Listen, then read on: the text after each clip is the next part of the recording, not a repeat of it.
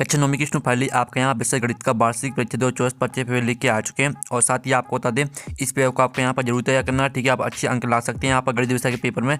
और आप वीडियो को यहाँ पर लाइक कर लीजिए, चैनल को सब्सक्राइब कर लीजिए। आप लोगों को बहुत सारे यहाँ पर कमेंट आए थे पेपर लाओ, तो फाइनली आपका आ चुका है। साथ ही इस वीडियो को आपको अपने दोस्तों तक भी शेयर कर देना है। ठीक है, और आप यहाँ पढ़ सकते हैं कक्षा 9वीं वार्षिक परीक्षा 2024-25 मैथमेटिक्स यानी आपका विषय गणित का पेपर है। मार्क्स आपका 75 नंबर का रहेगा। टोटल क्वेश्चन आपके 23 रहने वाले, टाइम आपका 3 घंटे रहेगा। साथ ही आपके यहाँ पर निर्देश आते हैं, तो आप निर्देश पढ़ लीजिए। सही प्रश्न हल करना अनिवार्य है। दूसरा आता प्रश्न क्रमांक 1 से 5 तक वस्तुनिष्ठ प्रश्न है, कुल 30 अंक है। ठीक है, आपके यहाँ पर निर्देश आते हैं, तो आप निर्देश पढ़ सकते हैं। और साथ ही आप यहाँ पर देख लीजिए, आपका जो यहाँ पेपर है वो हम यहाँ पर देख लेते हैं। ठीक है, तो आपको यहाँ पर ध्यान से देखना है। पहले तो आपके आते सही विकल्प का चयन करके लिखिए, जो कि आपके 6 नंबर के रहने वाले हैं। ठीक है, तो आपको यहाँ पर थोड़ा जूम करके दिखाते हैं, जिससे आप यहाँ पर अच्छी देख पाएंगे। तो आप यहाँ पर देख लीजिए, जो आपके यहाँ पर दिया गया सभी परिमेय तथा अपरिमेय संख्याओं को एक साथ लेने पर प्राप्त संख्याओं का संग्रह होता है। तो आपका था परिमेय, बात आपका अपरिमेय, और साथ आपका शून्य और दाता वास्तविक। तो इसका आंसर आपका वास्तविक हो जाएगा। फिर दूसरा आता बहुपद 5x - 4x की घात 2 + 3 का मान जब x बराबर 2 हो तो है। तो इसका आपका ऑप्शन आता 10 और बात आपका -3 और साथ आपका 12 और दाता 3। तो इसका आंसर आपका -3 हो जाएगा। ठीक है, फिर आपका तीसरा आता बिंदु -3 2 किस चतुर्थांश में स्थित होगा। तो जो आपके यहाँ बिंदु दिया गया -3 और 2, आपको यह बताना है कि यह किस चतुर्थांश में स्थित रहेगा। तो यह रहेगा आपका द्वितीय चतुर्थांश में। ठीक है, फिर आपका यहाँ पर चौथा आता है समांतर ax + by + c = 0 के रूप के समीकरण को कहते हैं। तो जो आपका समीकरण दिया गया, आपको यह बताना है किस प्रकार का समीकरण है। तो ये आपका 2 चरणों वाला रैखिक समीकरण है। ठीक है, फिर पाँचवा आपका आता है सभी प्रेक्षणों का योग बटे प्रेक्षणों की कुल संख्या बराबर।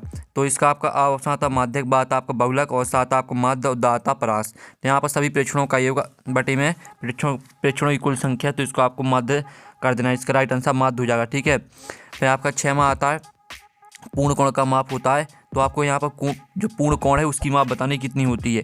तो यहाँ पूर्ण कोण की माप होती है आपकी 360 डिग्री। ठीक है, तो इस तरह से आपके यहाँ पर जो सही विकल्प वो कंप्लीट हो जाते हैं। और साथ ही यहाँ पर इंग्लिश से मीडियम की स्टूडेंट देख लीजिएगा, पहले का आपका डी करेक्ट आंसर रहेगा, दूसरे का आपका यहाँ पर बी करेक्ट आंसर रहने वाला है। ठीक है, और जो तीसरा है, तो तीसरे का आपका जो करेक्ट आंसर रहेगा वो आपका बी हो जाएगा। ठीक है, और जो आपका चौथा है, तो चौथे का आपका ए करेक्ट आंसर रहने वाला है। ठीक है, और फिर 5वां आपका आता है, 5वें का आपका यहाँ पर करेक्ट आंसर सी हो जाएगा। ठीक है, और 6वें का आपका करेक्ट आंसर यहाँ पर सी रहेगा 360 डिग्री। अब चलिए आपके यहाँ आते प्रश्न 2 रिक्त स्थान पूर्ति करके लिखिए, जो कि आपके 6 नंबर के रहेंगे। तो पहला आता है एक ... संख्या का दशमलव प्रतिशत शांत या अनवसानी तथा आवर्ती होता है।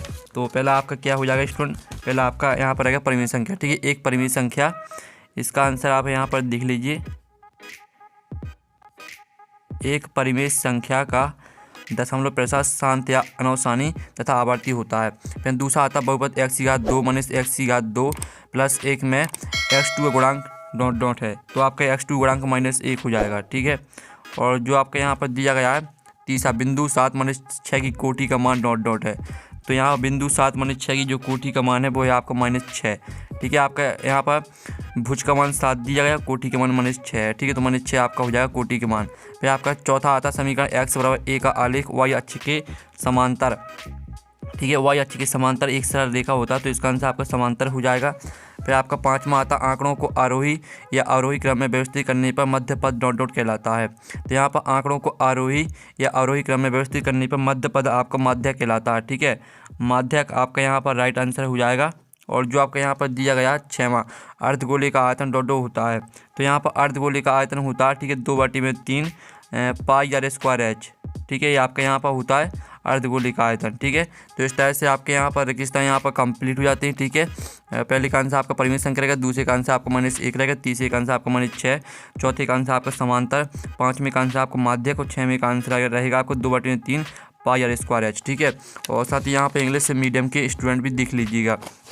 प्रश्न 3 आता सत्य असत का चयन करके लिखिए, जो कि 6 नंबर के रहेंगे। तो पहला आता है एक परिमेय संख्या का दशमलव प्रसार या तो शांत होता है या अनवसानी आवर्ती होता है। तो पहला आपका बिल्कुल यहाँ पर सत्य रहेगा। फिर जो दूसरा आपका आता है एक बहुपद का शून्य सदस्य शून्य होता है। तो आपका यह असत्य हो जाएगा। ठीक है, दूसरा आपका असत्य रहेगा। तो आप यहाँ पर अच्छे से याद करते जाइएगा। फिर आपका यहाँ पर देख लेते तीसरा आता है y अक्ष पर स्थित बिंदु की भुज हमेशा शून्य होती है। तो यहाँ पर y अक्ष पर स्थित बिंदु की जो भुज हमेशा वो आपकी शून्य होती है। ठीक है, बिल्कुल सत्य रहेगा आपका है।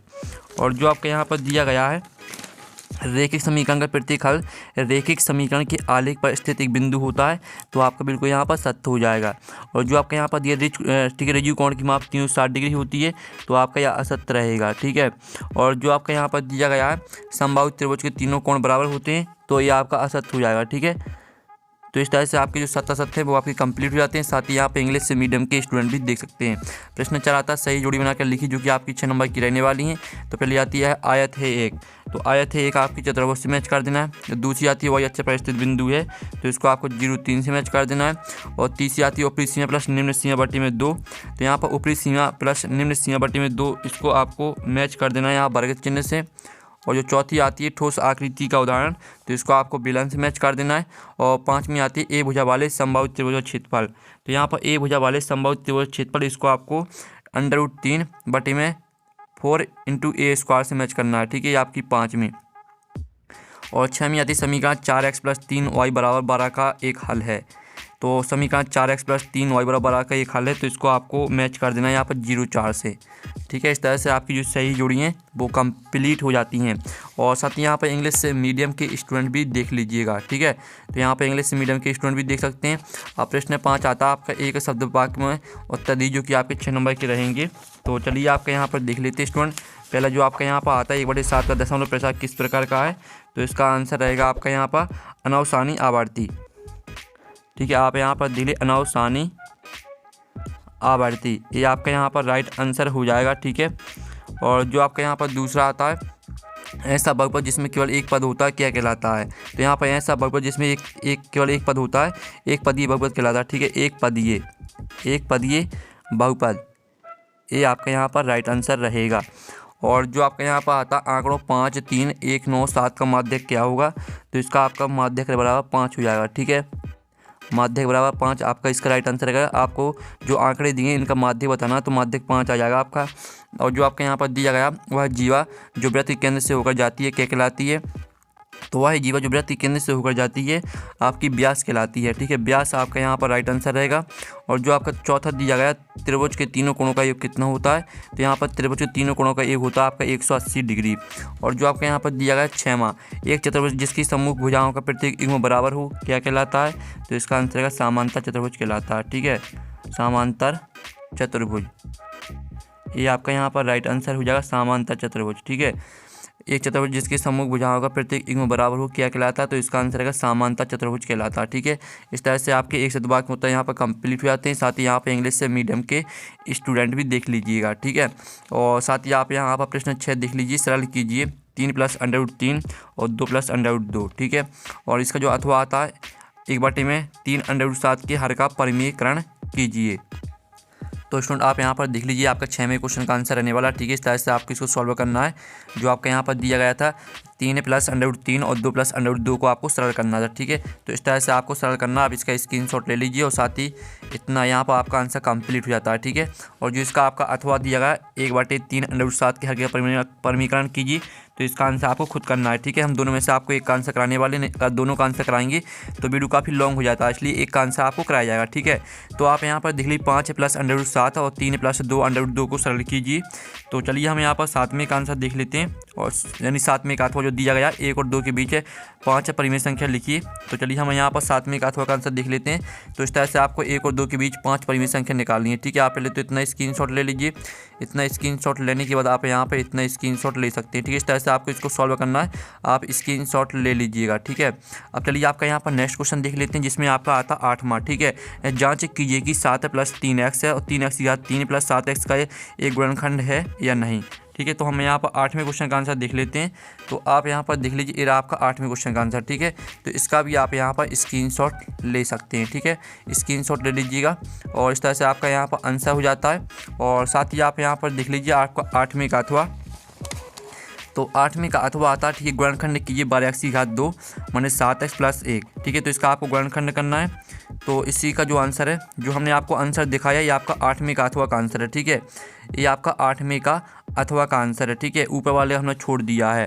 अब चलिए आपका 9वां आता बिंदु 2, 7 में भुज और कोटि की मान, तो इसमें आपका भुज का मान हो जाएगा। ठीक है, आप यहाँ पर देख लीजिए भुज बराबर आपका हो जाएगा 2। ठीक है, और कोटि बराबर आपका यहाँ पर रहेगा 7। ठीक है। इस तरह से आपके भुजों कोटि के मान हो जाते हैं। अब चलिए आपका यहाँ पर नौवीं का अथवा देख लेते हैं। तो नौवीं का आपका यहाँ पर अथवा आता है बिंदु 9-3 में भुज और कोटि के मान क्या है। तो इसमें आपका जो भुज का मान रहेगा वो आपका क्या हो जाएगा, भुज बराबर आपका 9 हो जाएगा, ठीक है।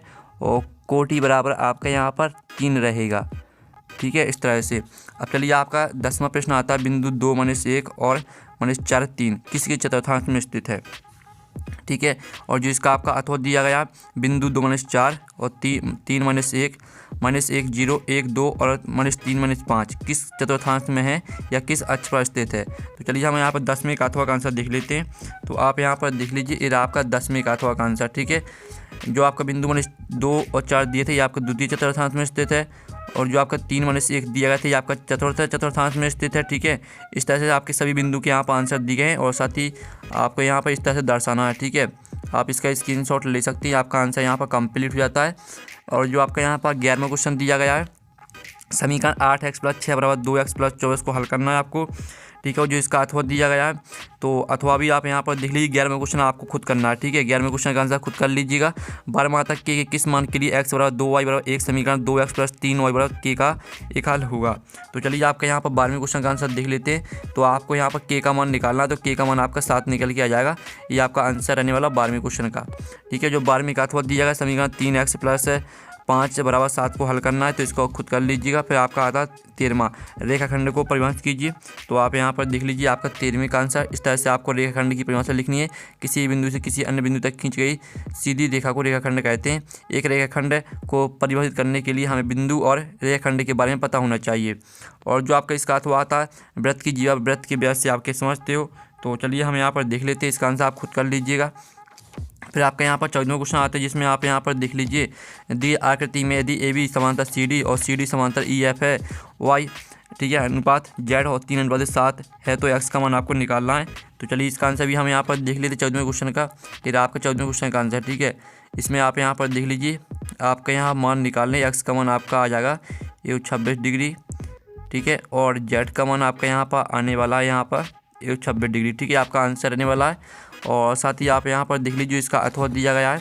तो अथवा में भी आपको XY के मान निकालना है, तो इसका आंसर आप खुद कर लीजिएगा। फिर आपका यहाँ पर देख लेते हैं, साथ ही इसका डायग्राम भी देख लीजिए इस तरह से। फिर आपका 15वां क्वेश्चन आता है RHS सर्वांग समता नियम को लिखिए। तो हम यहाँ पर RHS सर्वांग समता नियम देख लेते हैं, ठीक है। आप यहाँ पर देख लीजिए यदि किसी त्रिभुज के दो कोण बराबर हो तो सम्मुख भुजाएं भी बराबर होगी, यह एक समद्विबाहु त्रिभुज होगा, ठीक है। यह आपका RHS सर्वांग समता नियम हो जाता है। और जो इसका अथवा दिया गया है ABC एक समकोण त्रिभुज जिसमें कोण A = 90 डिग्री, कोण AB = AC है तो कोण B कोण C निकालना है, तो इसका आंसर आप खुद कर लीजिएगा।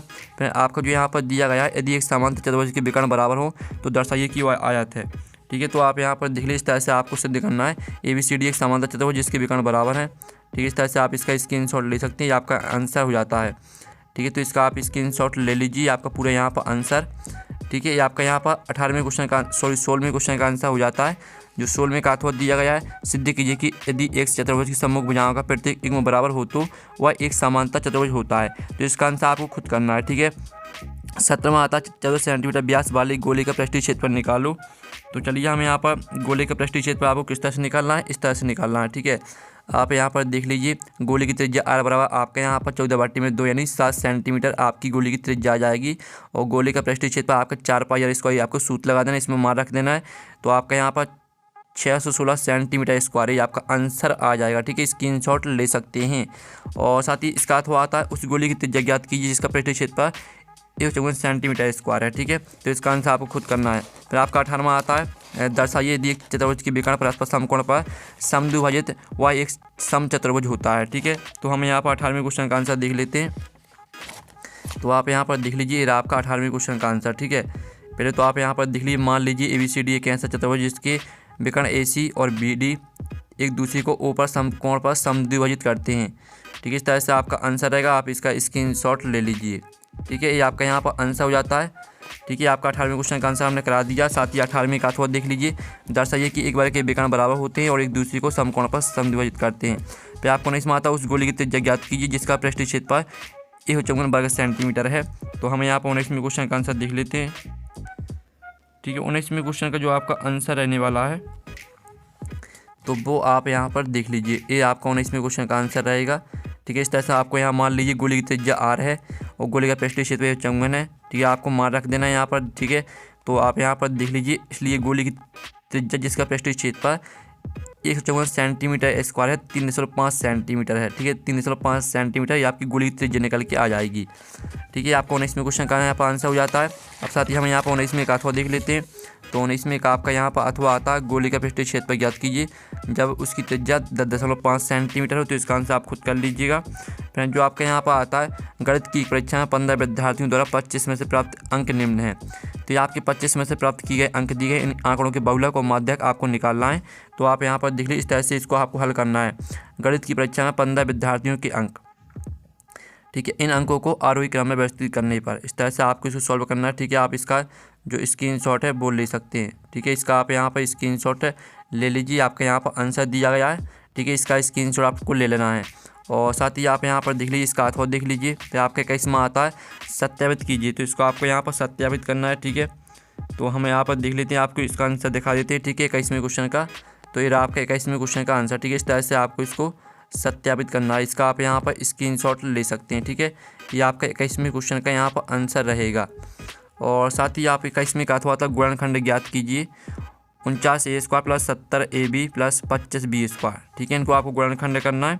और आपका यहाँ पर 22वां आता सिद्ध कीजिए कि चक्रीय समांतर चतुर्भुज आयत होता है। तो चलिए हम यहाँ पर देख लेते हैं आपका 22वें क्वेश्चन का आंसर, ठीक है। ये आपका 22वें क्वेश्चन का आंसर दिया गया है। एक वृत्त के अंदर समांतर चतुर्भुज ABCD सिद्ध करना है। ABCD एक आयत है, ठीक है। इस तरह से आप इसका जो स्क्रीनशॉट है वो ले लीजिए, ठीक है। आप यहाँ पर देख लीजिए, ये आपके यहाँ पर स्क्रीनशॉट ले सकते हैं। आपका आंसर यहाँ पर कंप्लीट हो जाता है। और साथ ही आप यहाँ पर देख लीजिए, इसका अथवा आता सिद्ध करोगे चक्रीय चतुर्भुज के सम्मुख कोणों का योगफल 180 डिग्री होता है।